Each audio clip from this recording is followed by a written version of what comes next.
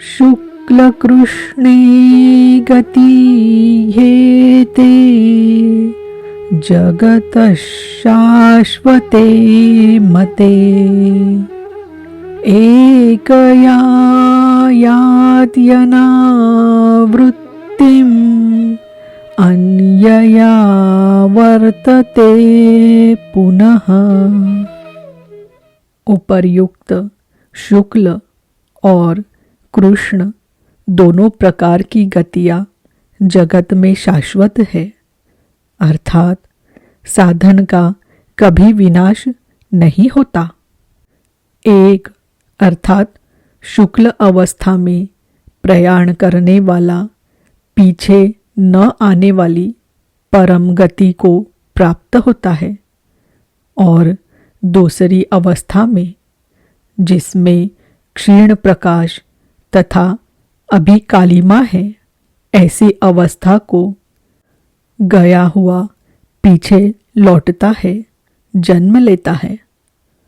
जब तक पूर्ण प्रकाश नहीं मिलता तब तक उसे भजन करना है। प्रश्न पूर्ण हुआ। अब इसके लिए साधन पर पुनः बल देते हैं। नैते श्रुति पार्थ जानन् योगी मुह्यति कश्चन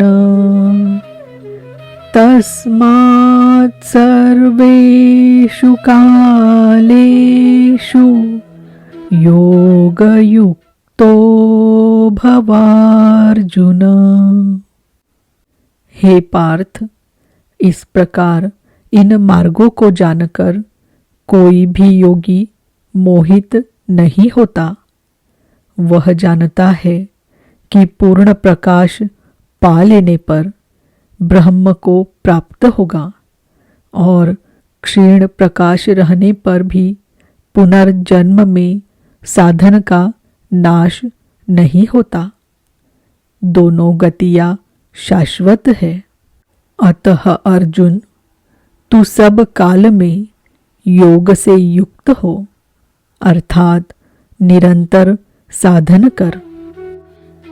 वेदेषु यज्ञेषु तपस्सु चैव दानेषु यत् पुण्यफलं प्रदिष्टम् अत्येति तत्सर्वमिदं विदित्वा योगी परं स्थानमुपैति चाद्यम्। इसको साक्षात्कार सहित जानकर, मानकर नहीं, योगी वेद, यज्ञ, तप और दान के पुण्य फलों का निसंदेह अतिक्रमण कर जाता है और सनातन परम पद को प्राप्त होता है। अविदित परमात्मा की साक्षात जानकारी का नाम वेद है। वह अविदित तत्व जब विदित हो गया तो अब कौन किसे जाने। अतः विदित होने के पश्चात वेदों से भी प्रयोजन समाप्त हो जाता है, क्योंकि जानने वाला भिन्न नहीं है। यज्ञ अर्थात आराधना की नियत क्रिया आवश्यक थी, किंतु जब वह तत्व विदित हो गया तो किसके लिए भजन करे। मन सहित इंद्रियों को लक्ष्य के अनुरूप तपाना तप है। लक्ष्य प्राप्त होने पर किसके लिए तप करे।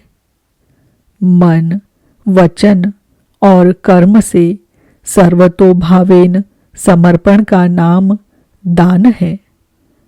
इन सब का पुण्य फल है परमात्मा की प्राप्ति।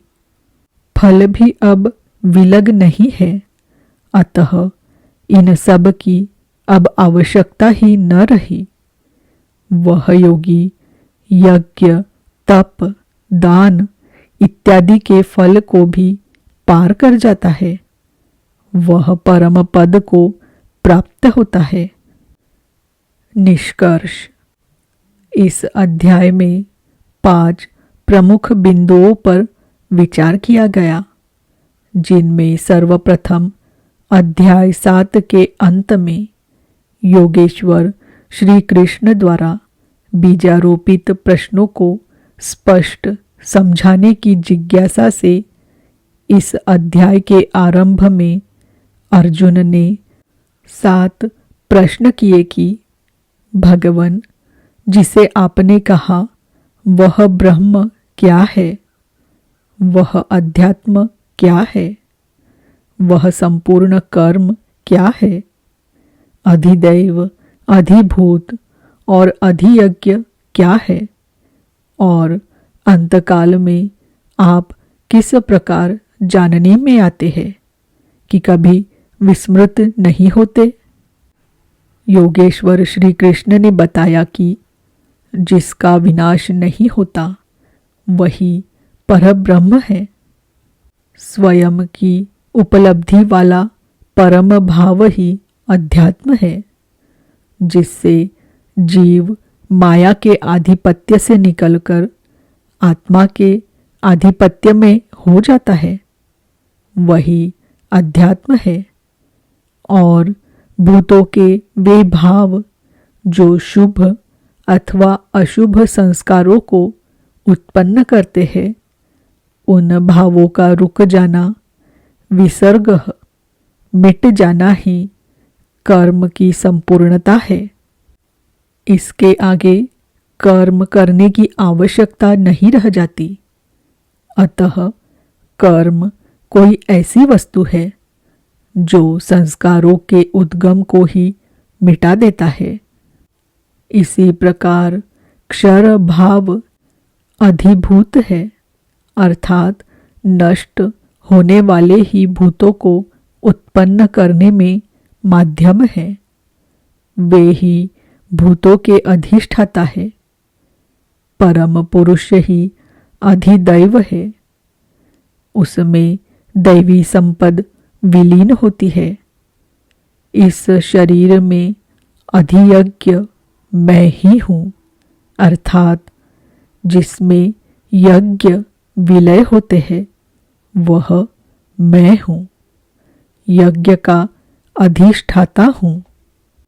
वह मेरे स्वरूप को ही प्राप्त होता है, अर्थात श्री कृष्ण एक योगी थे। अधियज्ञ कोई ऐसा पुरुष है जो इस शरीर में रहता है, बाहर नहीं। अंतिम प्रश्न की अंत समय में आप किस प्रकार जानने में आते हैं? उन्होंने बताया कि जो मेरा निरंतर स्मरण करते हैं, मेरे सिवाय किसी दूसरे विषय वस्तु का चिंतन नहीं आने देते और ऐसा करते हुए शरीर का संबंध त्याग देते हैं, वे मेरे साक्षात स्वरूप को प्राप्त होते हैं, जिसे अंत में भी वही प्राप्त रहता है। शरीर की मृत्यु के साथ यह उपलब्धि होती हो ऐसी बात नहीं है। मरने पर ही मिलता तो श्री कृष्ण पूर्ण न होते। अनेक जन्मों में चलकर पाने वाला ज्ञानी उनका स्वरूप न होता। मन का सर्वथा निरोध और निरुद्ध मन का भी विलय ही अंतकाल है, जहाँ फिर शरीरों की उत्पत्ति का माध्यम शांत हो जाता है। उस समय वह परम भाव में प्रवेश पा जाता है, उसका पुनर्जन्म नहीं होता। इस प्राप्ति के लिए उन्होंने स्मरण का विधान बताया। अर्जुन, निरंतर मेरा स्मरण कर और युद्ध कर। दोनों एक साथ कैसे होंगे? कदाचित ऐसा हो कि जय गोपाल हे कृष्ण कहते रहे, लाठी भी चलाते रहे, स्मरण का स्वरूप स्पष्ट किया कि योग धारणा में स्थित रहते हुए मेरे सिवाय अन्य किसी भी वस्तु का स्मरण न करते हुए निरंतर स्मरण कर। जब स्मरण इतना सूक्ष्म है तो युद्ध कौन करेगा? मान लीजिए यह पुस्तक भगवान है, तो इसके अगल बगल की वस्तु, सामने बैठे हुए लोग या अन्य देखी सुनी कोई वस्तु संकल्प में भी न आए, दिखाई न पड़े। यदि दिखाई पड़ती है तो स्मरण नहीं है। ऐसे स्मरण में युद्ध कैसा? वस्तुतः जब आप इस प्रकार निरंतर स्मरण में प्रवृत्त होंगे तो उसी क्षण युद्ध का सही स्वरूप खड़ा होता है। उस समय माइक प्रवृत्तियां बाधा के रूप में प्रत्यक्ष ही है। काम, क्रोध, राग, द्वेष दुर्जय शत्रु है। ये शत्रु स्मरण करने नहीं देंगे। इनसे पार पाना ही युद्ध है। इन शत्रुओं के मिट जाने पर ही व्यक्ति परम गति को प्राप्त होता है। इस परम गति को पाने के लिए अर्जुन, तू जप तो ओम का और ध्यान मेरा कर। अर्थात श्री कृष्ण एक योगी थे। नाम और रूप आराधना की कुंजी है। योगेश्वर श्री कृष्ण ने इस प्रश्न को भी लिया कि पुनर्जन्म क्या है, उसमें कौन कौन आते हैं।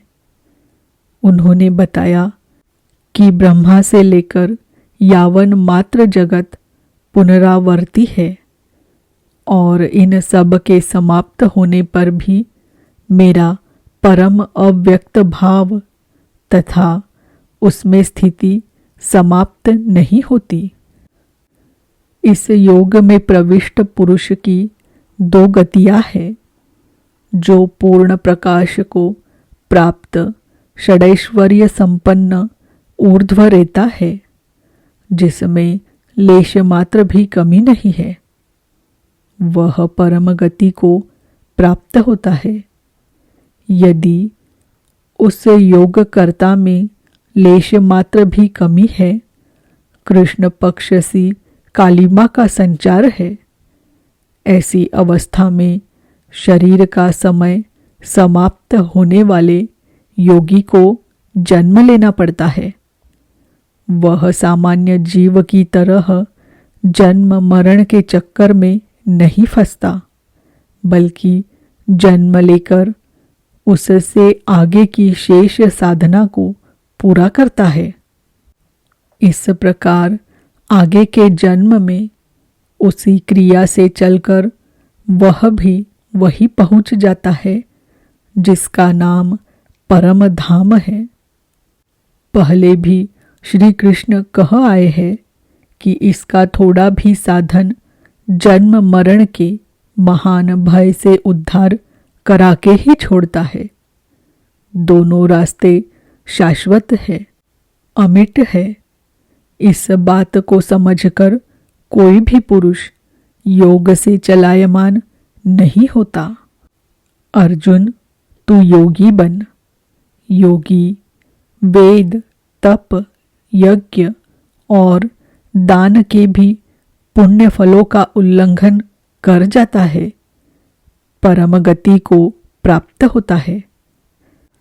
इस अध्याय में स्थान स्थान पर परम गति का चित्रण किया गया है, जिसे अव्यक्त, अक्षय और अक्षर कहकर संबोधित किया गया, जिसका कभी क्षय अथवा विनाश नहीं होता।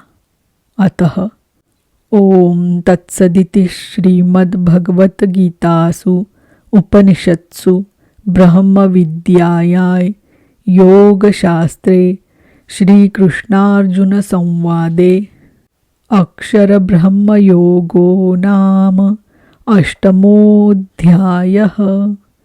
ओम श्री कृष्णार्पणमस्तु। इस प्रकार श्रीमद् भगवत गीता रूपी उपनिषद एवं ब्रह्म विद्या तथा योग शास्त्र विषयक श्री कृष्ण और अर्जुन के संवाद में अक्षर ब्रह्म योग नामक 8वां अध्याय पूर्ण होता है। हरिओम तत्सत।